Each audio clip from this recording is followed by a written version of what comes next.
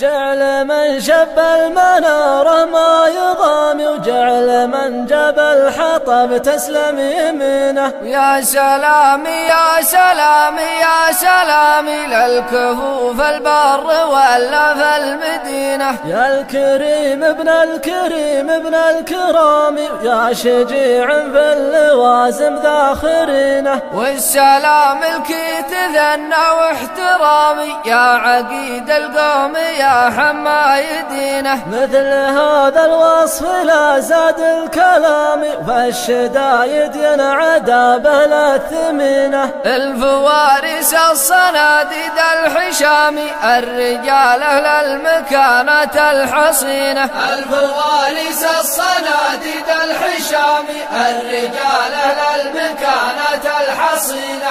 الفوارس الصناديد الحشامي، الرجال